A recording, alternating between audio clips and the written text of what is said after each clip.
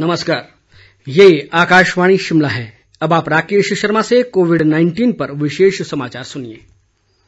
मुख्यमंत्री जयराम ठाकुर ने कहा है कि कोरोना संक्रमण से निपटने के लिए सरकार ने बेहतर उपाय किए हैं। उन्होंने नेताओं, कार्यकर्ताओं व अधिकारियों को सामाजिक दूरी के नियमों का कड़ाई से पालन करने के निर्देश दिए हैं।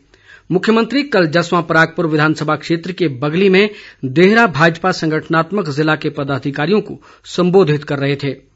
जयराम ठाकुर ने कहा कि प्रदेश सरकार विकास कार्यों की लगातार निगरानी कर रही है ताकि सभी कार्यों को समयबद्ध पूरा किया जा सके। उन्होंने कहा कि कोविड-19 की रोकथाम के लिए राज्य सरकार द्वारा किए गए उपायों और प्रयासों की प्रधानमंत्री नरेंद्र मोदी ने भी सराहना की है। मुख्यमंत्री ने कहा कि भारत में अन्य विकसित देशों की तुलना में कोरोना के कारण होने वाली मृत्यु दर काफी कम है। देश में कोरोना संक्रमित मरीजों की स्वस्थ होने की दर 68% से अधिक हो गई है और अब तक 14,27,500 रोगी उपचार के बाद ठीक हुए हैं।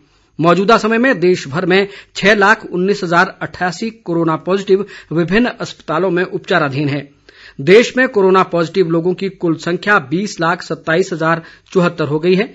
देश भर में कोरोना संक्रमण से अभी तक 42,518 लोगों की मृत्यु हुई है। इस बीच भारतीय आयुर्विज्ञान अनुसंधान परिषद के अनुसार देश में अब तक कुल 2,33,87,171 नमूनों की कोविड जांच की गई है। कल देश की विभिन्न प्रयोगशालाओं में 5,98,778 नमूनों की जांच की गई।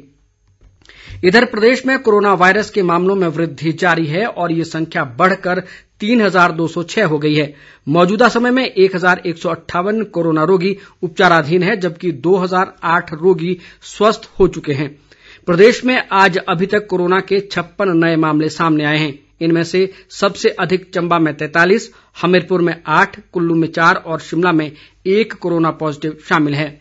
चंबा से हमारे जिला संवाददाता विकास ठाकुर ने बताया कि जिला में आज सामने आए कोरोना पॉजिटिव मामलों में 40 लोग धडोंग मोहल्ला से हैं।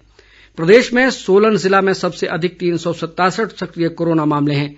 इसके अलावा मंडी में 137, चंबा में 106, कांगड़ा में 101, ऊना में 94, सिरमौर में 92 जबकि शिमला में 58 कोरोना रोगी उपचाराधीन हैं। स्वास्थ्य मंत्रालय ने राज्यों और केंद्र शासित प्रदेशों से किराने की दुकान में काम करने वालों और सब्जी व अन्य फेरी वालों की कोविड जांच कराने को कहा है।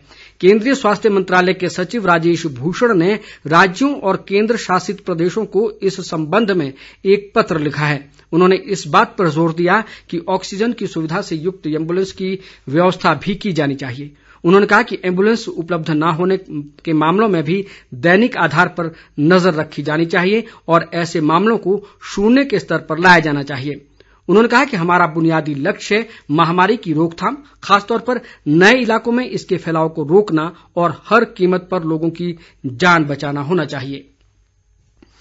पूर्व मुख्यमंत्री शांता कुमार ने कोरोना संकट के समय में सभी नेताओं से पूरी सावधानी बरतने की अपील की है। पालमपुर से जारी एक बयान में उन्होंने कहा कि प्रदेश के कई बड़े नेता कोरोना की रोकथाम के लिए बनाए गए नियमों की अवहेलना कर रहे हैं जिससे कोरोना महामारी के फैलने का खतरा और अधिक बढ़ गया है।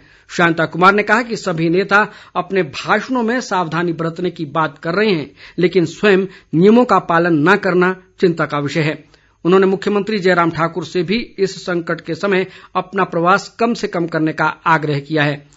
उल्लेखनीय है कि कुछ भाजपा नेताओं के संपर्क में आने के बाद उन्होंने अपने आप को 14 दिन के लिए होम क्वारंटीन कर लिया है।